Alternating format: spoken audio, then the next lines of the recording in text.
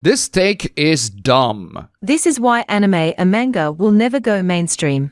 This being some Blue Archive perverts going underskirt, okay, but it already is mainstream. Blue Archive is a popular gacha game. I love how every reply from this conversation is just people going, good, it shouldn't be. When I say I want anime and manga to go mainstream, I mean getting the same attention comic books and video games are getting.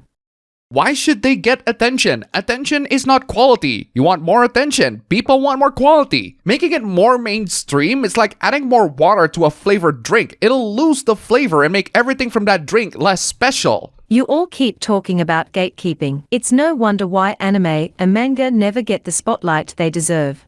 They already have the spotlight that they deserve. I'd argue they have too much spotlight now. We don't want popularity, we just want good media. I don't know why you only care for something getting recognition instead of something being good. Again, attention is not quality. Is it hard to ask for anything good in current year? People just want something good. It doesn't have to be popular. In fact, it's much better if it's less popular. If My Heart Had Wings is a fantastic visual novel with a phenomenal soundtrack that should not have gone that hard. But since it's a visual novel, most people aren't going to read it. This is the reason why anime will never be mainstream. And it shouldn't be. I can't even watch anime in the big 2024 without stuff like this coming out. The manga is called Please Put Them On Takamine-san, which is like the girl who leapt through time, except instead of leaping through time, she strips her panties through time. Odd premise, but that's typical of anime. What happened to the normal anime that didn't do this? I don't know, let's see what anime comes out this spring 2024. Wow, you are totally spoiled with choices. Just look up anime 2024 and you'll probably find one of your normal anime. A day-old tweet just now getting reactions. I think I pissed off the ecchi community. The fact that you know the word ecchi means that this whole tweet is meant to bait the ecchi community to reply to your dumb take. If you're just trolling and this take is totally not serious, that means you want more of this anime to exist, right? Right? Moving on from something obscure, or at least the mainstream standards, let's get back to something mainstream. Last time we talked about Blue Archive, this time we talk about its rival, Genshin Impact, and a boycott that just keeps on going. So, how's that Genshin boycott doing? This person expressed disappointment that the discussions are dying down. It's a good thing that it is, because no one should be discussing this anyway. But the best part is when they said 4.8 is fun, but it shouldn't distract you all from the main issue. Well, sad to say, but it clearly did. This one is funny too. We're just getting started. We will not stop the boycott. It isn't going anywhere. We will keep escalating. At least they finally figured out that they should stop playing Genshin. Great first step, guys. But instead of moving to a competitor gacha game like, oh, I don't know, Blue Archive, they move on to the next door neighbor, Triple Z, which is like boycotting McDonald's burgers by buying their ice creams. But hey, despite the struggles, certain NPCs did have their skin colors change. I can't verify because I don't play the game, but hey, if it did, I'm glad you guys got what you want. Oh, you want the playable characters to change their skin too? We'll see about that. Personally, I don't really care what Hoyo's going to do. These diversity beggars will keep on begging until they get exactly what they want. They're never pleased. Case in point, another game that got into the ire of skin color representation discourse is Wuthering Waves, another free-to-play action RPG. This person says that gacha fans should stop pretending that ashy gray skin is good representation. Good representation? I thought you wanted representation. Don't complain if it's not a good one, you get what you asked for.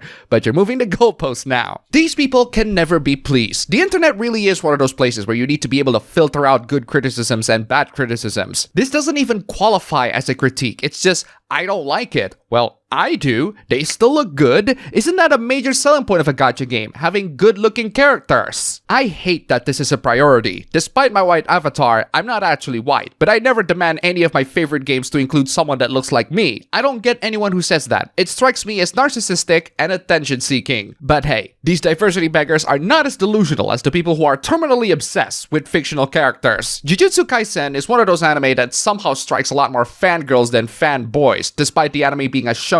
Actually, it's not really that much of a mystery. The boys in the anime are hot. They are so hot that some deranged yandere fangirls want to keep the character to herself. This DM involves Purple wanting to be mutuals with Gray. Purple talks about their favorite character Gojo, because of course it's Gojo. He's always the source for a lot of Jujutsu Kaisen hooplas. Then you have this mad rambling. Yeah, Toru is my favorite character. Toru as in Satoru Gojo. I'm not really comfortable sharing him with others because he means a lot to me. Did you miss the fact that he's a fictional character of a popular anime with lots of fans, including girls? It's okay if he's your favorite too. Blatant lies, it's clearly not okay. Please don't mention him as your favorite character. Wow, it's amazing that people online treat fictional characters with care and compassion, but real people like a civilian in a GTA game. There's no law yet that prevents people from mistreating fictional characters, or for that matter, having relationships with fictional characters. Yes, you can still do that nowadays, but unlike previous years where you can only marry inanimate objects, now we have AI. We have chatbots with natural language processing that sounds like human interaction. We have AI voice and art to make them sound convincing and look convincing. We are genuinely progressing to be like the movie Her, where Joaquin Phoenix has a relationship with an operating system voiced by Scarlett Johansson, and people think it's a perfectly normal thing to do. I watched it when I was close to college, and I love it even more now that the technology is jarringly close to reality. Unlike the movie, we haven't reached the point where having a relationship with an AI is a socially acceptable thing. I mean, imagine if the world looking at you talking with a chatbot with a convincing AI voice in multiple languages and just shrug like it's a totally normal occurrence. Ideal future like Her, or a dystopian one like in Blade Runner 2049. The point is, do whatever you like to fictional characters, but whatever you do to them, don't do the same to real people, especially minors. At least this person learned their lesson. I don't understand why people send their privates to strangers online. This person did it anyway and sent what I assume to be not safe for work content. I would agree that this qualifies as sexual harassment. A person doesn't want to be sexual, but you engage in a sexual conversation without their consent. You know how to make this story even worse? It's when the person that you send these 18+ content to are minors, people who are underage, people that shouldn't be looking at them. This doofus realized their mistake and immediately regretted every second of it. Don't open the chats, they said. Stay in school, you 17-year-old internet dweller. Blocking you now. This is just pathetic, bro. Why are you sending 18+ content to strangers? Your priorities are absurd. Sending unsolicited 18+ content to strangers is fine, but it's not okay if the content is sent to children? They will not cross the line of being a child predator. Good for you. Now get off the net, creep. That's not the only creepy thing that internet dumbasses are doing. This person takes it to the next level. If you're an adult on the internet, I will repeat this as many times as necessary. Do not interact with minors. Do not follow minors. Do not DM minors. If you know someone is a minor, avoid them. Conversely, if you are a minor, please remember that stranger danger also applies online. This disgusting creep followed 4 minors online. Why? Because the minors are calling out predator activities. Predator in this context means predator to fictional characters. Hello, you follow minors online. I repeat, you follow minors online. Do you realize how creepy that sounds? Oh, but I support these minors in their fight against child exploitation, including fictional children. Yeah, that's not suspicious at all. Don't worry, kids. Don't be scared. I'm a totally safe adult that you can trust on the internet. Please, do not trust any adults online, especially the ones that claim that they are safe, trustworthy, and against all the bad things in the world. That's what they usually say to make you feel safe around them before they ruin your life. I hate the prioritization of fictional characters being safe over real children being safe. The obsession over preventing people liking fictional characters has gone way too far. This person gets their priorities really mixed up. How dare you have a crush on a fictional character? This fictional character is 15 years old, and you are 18 years old in real life. I will crush your dreams and fantasies. It's a fictional character. There's nothing wrong with this whatsoever. Does this person look like someone who is under 18 years old? Well, neither is Jotaro from part 3, and yet there's still people crushing on him. I don't understand this obsession that fictional characters need to be protected at all costs from all those real-life adults that will do horrible things to them. They are fictional characters. They're not real.